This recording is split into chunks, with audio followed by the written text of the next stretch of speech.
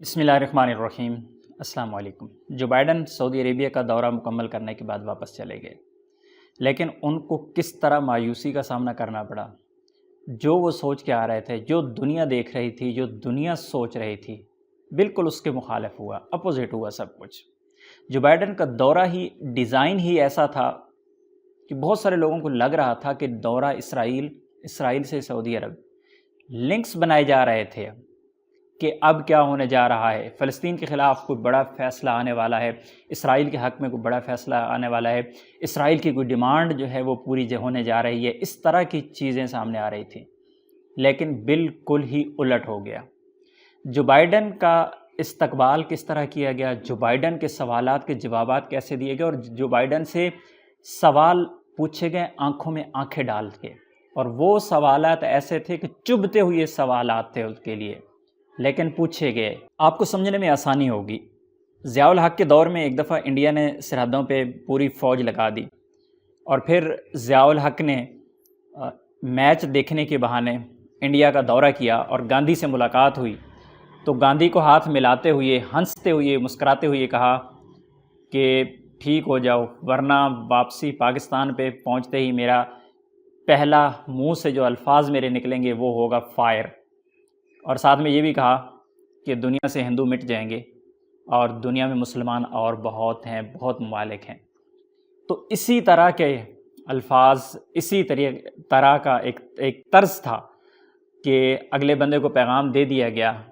اور اس کیا پیغام تھا؟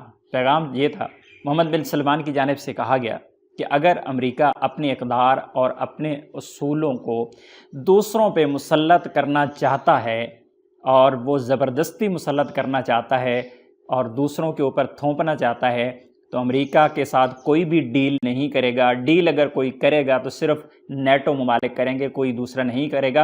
اور ساتھ میں یہ بھی کہا کہ امریکہ نے عراق اور افغانستان میں یہ کر کے دیکھ لیا جہاں پر امریکہ کو ناکامی ہوئی۔ جو بائیڈن کی جانب سے جمال خاشقجی کے قتل کے بارے میں بات کی گئی، تو محمد بن سلمان نے کہا کہ ہمیں بہت اس پہ افسوس ہے، افسوسناک واقعہ ہے۔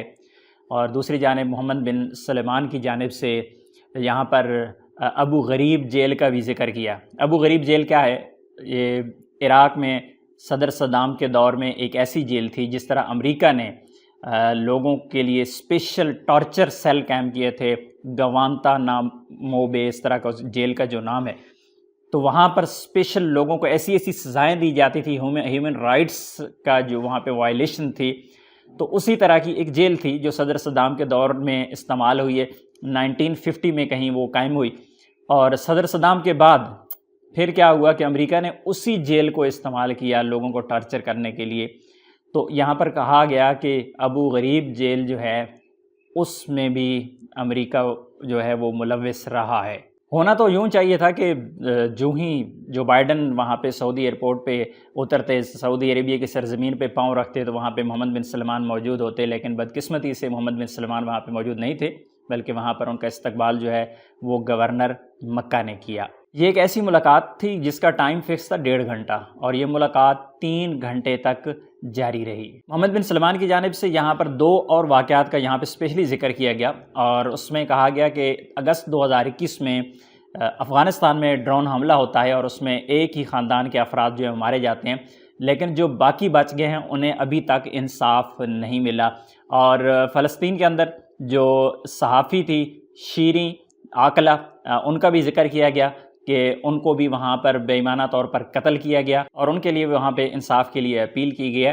تو ہیومن رائٹس کا جو جھنڈا لہرا رہا تھا امریکہ، ہیومن رائٹس کا جو راگ الاپ رہا تھا امریکہ، اسے ہی آئینہ دکھا دیا گیا کہ ہیومن رائٹس ہوتی کیا ہے اور تم لوگوں نے کہاں پہ ہیومن رائٹس کو وائلیٹ کیا ہے۔ مزید تجارتی، سفارتی، سیاسی اور تمام جو مسائل ہیں خطے کے، ایران پہ بات کی گئی، یمن پہ بات کی گئی، اور مختلف ممالک کے جو مسائل ہیں ان پر بات کی گئی، جو ایک رسماً ہمیشہ سے ہر ملک کا ہوتا ہے۔ لیکن اس دورے کی جو خاص چیزیں تھیں میں نے آپ لوگوں کے ساتھ یہاں پہ شیئر کر دی ہیں۔ تو آخر میں یہی کہوں گا کہ امریکہ کو ٹکر کے لوگ مل گئے ہیں۔ اپنی دعا میں یاد رکھیے گا۔ السلام علیکم۔